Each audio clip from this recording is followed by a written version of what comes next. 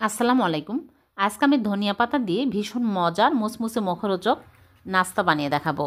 ধনিয়া পাতা দিয়ে এইভাবে চপ বানালে খেতে এতটাই টেস্টি হয়, আপনারা বাড়িতে না বানিয়ে না খেলে বুঝতেই পারবেন না। খুবই মজার হয় খেতে।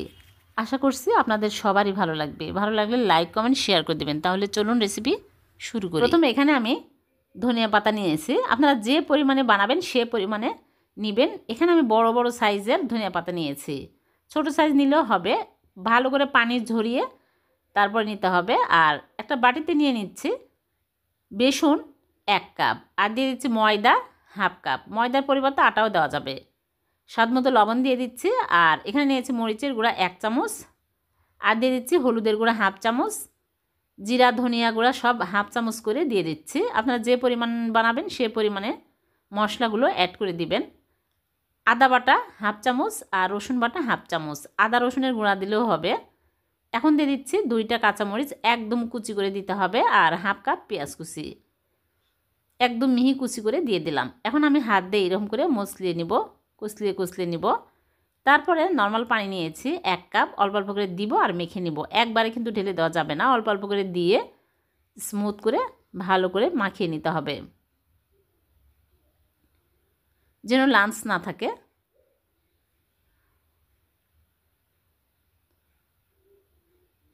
এরকম করে মাখিয়ে আমি রেস্টে রেখে দেব 10 মিনিট। 10 মিনিট পর আমি ফিরে আসলাম। এখন চামচ দিয়ে আরেকটু ফেটিয়ে নেব। এখন আমি এখানে ধনিয়া পাতাগুলো আমি এই রকম করে নিয়ে পেঁচিয়ে নিব। নিয়ে তারপরে ব্যাটার মধ্যে চুবিয়ে গরম তেলের মধ্যে দিব। আমি বড় বড় করে চপের মতো করে বানিয়ে নিচ্ছি। আপনারা চাইলে কম ধনিয়া পাতা নিয়ে তারপরে ব্যাটার মধ্যে চুবিয়ে দিতে পারেন পাকোড়ার মতো করে। আবার চাইলে আপনারা ছোট ছোট কুটি কুটি করে কেটেও দিতে পারেন তেলের মধ্যে। তেল হাই হিটে গরম করে এখন আমি এইরকম করে বেসনের মধ্যে চুবিয়ে তারপরে গরম তেলের মধ্যে দিয়ে দিচ্ছি।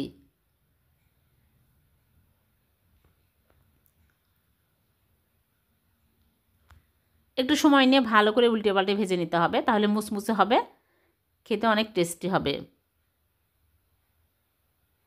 এভাবে করে আপনারা বাড়িতে একবার হলেও ধনিয়া পাতার চপ বানিয়ে খাবেন, দেখবেন প্রত্যেক দিন বানিয়ে খেতে ইচ্ছে করবে।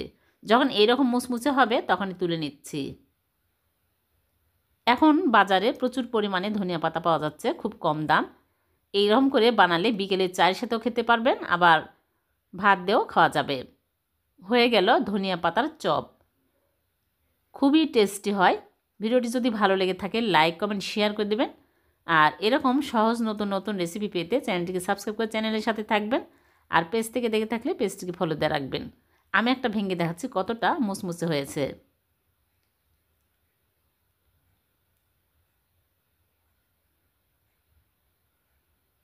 আবারও দেখা হবে নতুন কোনো রেসিপিতে। সে পর্যন্ত ভালো থাকবেন।